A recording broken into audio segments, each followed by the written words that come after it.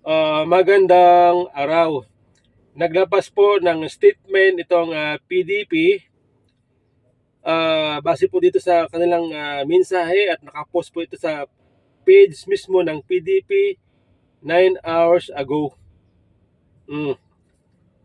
PDP Laban welcomes Amy Marcos and Camille Villar as guest senatorial candidates for 2025. In line with its enduring commitment to democratic governance, national unity, and shared prosperity, PDP Laban has officially adopted Senator Maria Imelda Amy Marcos and Representative Camille Villar as guest candidates in a senatorial slate for the 2025 national and local elections. Through PDP Resolution Number 04 S 2025, the party recognized Marcos and Villar's leadership and legislative service align with its founding values, faith in divine providence, respect for human dignity, enlightened nationalism, and participatory democracy. Okay? So, dahil gumawa po ng bumuo ng resolution itong PDP Resolution Number 4 para gawin guest candidate itong si Amy Marcos at Camille Villar. So, ibig sabihin yan po ay napagkasunduan ng pamunuan ng PDP. Okay? Sa pangunguna ni Tatay Digong at ni Senator Robin Padilla. At siyempre, yan po ay napagkasunduan malamang ng leadership ng PDP dahil hindi po naman yan tatanggapin, hindi naman po gagawa ng resolution number 4 ang PDP kung hindi sila nagkasundo. So, ibig sabihin yan, si Amy Marcos at Camille Villar ay ini-endorso na ni Tatay Digong.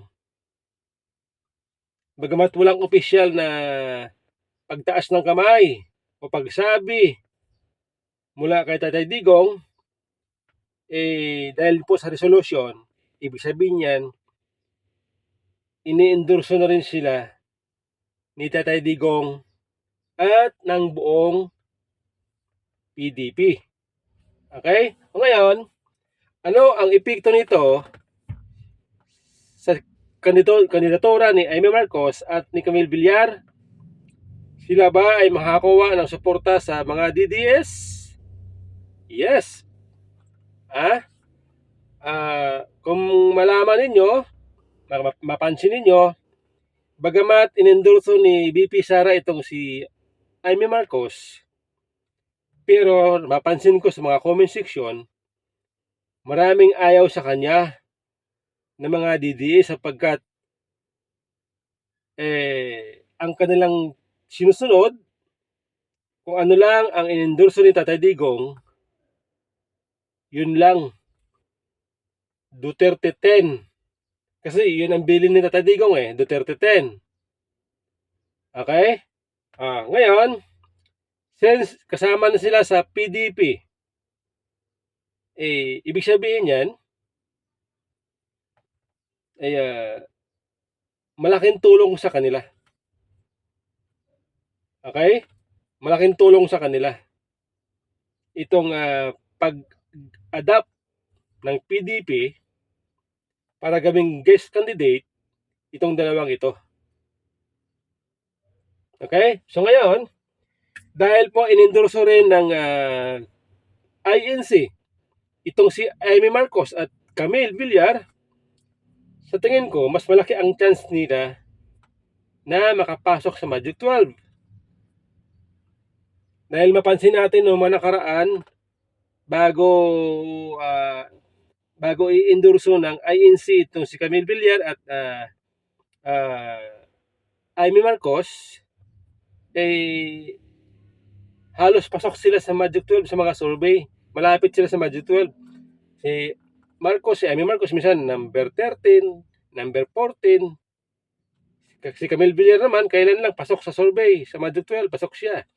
Wala pang endorsement noon ng INC, hindi lalo na ngayon, na silang dalawa ay binitbit ng INC. Okay? Silang apat lamang, o 5, ang inendorso ng mga Duterte, ang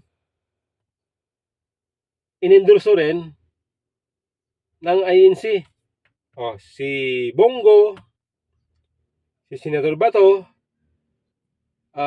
si Rodante Marcoleta, Amy Marcos at Camille Villar. Yang 5 yan na kasama sa PDP lineup ang inendorso ng INC. 5 sila. Okay? Kaya yan po ay inaasahan natin na mas tataas pa sila, aangat pa sila sa survey. Okay? Si Camille Villar, okay, wala problema sa mga DDS. Kasi alam natin na itong mga Villar, ever since, ay talagang close yan sa mga Duterte. Hindi yan nila iniiwan ang mga Duterte. Talagang ang friendship ng Villar at Duterte, hindi yan natidibag kahit noon pa man. Okay? Kaya mapansin ninyo, nung si Tatay Digong po ay kinidnap, dinala sa Dahig, ang mga Villar ay nagbigay ng kanya-kanyang pahayag. Okay? Patungkol sa ginawa kay Tatay Digong. Okay? So ngayon, kung sakali, ito kung sakali makapasok itong 5, si Camille Villar, Amy Marcos, Marcoleta, De La Rosa, Bongo, so 5, plus Robin Padilla. So magkakaroon po ng 6 o 7 kasama si Mark Villar. 7 na masasabi natin na siyang magdidipinsa o magtatanggol kay VP Sara pagdating sa pagdinig ng impeachment. 7 yan, 7. Yan, maasahan natin yan. Okay, ulitin ko, Amy Marcos, Camille Villar, Marcoleta, De La Rosa, Bongo, Padilla, so 6 plus si Mark Villar. So yan po, in-expect natin na yan po ay siguradong ipagtatanggol si VP Sara. So kulang pa ng 2 para maging 9, para hindi ma-convict si VP Sara. Okay? So kay ako napapansin ko, pwedeng si Alan Cayetano. Pwedeng natin isama si Alan Cayetano bilang pang-8 para i-acquit si VP Sara. Sino pa? Jinggoy. Ako, malaki ang aking kutob na itong si Jinggoy, yung dalawang magkapatid, ay buboto pabor para i-acquit si VP Sara sa impeachment. Yung dalawang magkapatid na yan. Okay? Sa akin 80% boboto yan to acquit VP Sara. Ang dalawang magkapatid na yan na si Jinggoy at si GB. Base sa akin napapansin base sa akin napapansin. Okay? So yan po, sakali. Ngayon, kaya naniniwala ako na ito pala mga kababayan, naniniwala ako na kung black voting ang mga DDS, mga Duterte supporter, ay naniniwala ako na itong Duterte 10 na ito ay makakapasok. Bakit kaninyo? Kung pagbabasihan natin si Senador Bongo ay number 1, nag-number 1 sa survey, kung lahat po na bubuto kay Senador Bongo ay ibubuto lahat itong Duterte 12 na ito, pasok po lahat yan. Okay? Kung mag-block voting, ang basihan natin si Senador Bongo. Okay? Kung mag-block voting. Kasi si Senador Bongo po ay nung hindi pa naman siya ini-endorse ng iglesia, ng INC, number 1 na po siya. Okay? Number 1 na po siya.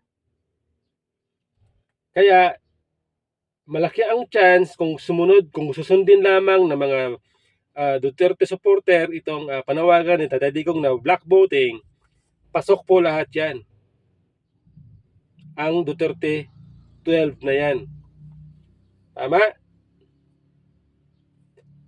Ang mahirap lang, kung hindi lahat tumalima sa panawagan ni Tatay Digong. Di ba? Kasi nangunguna si Senator Bongo eh. Di ba? Nangunguna siya eh sa survey. Di ba? Kaya naniniwala ako.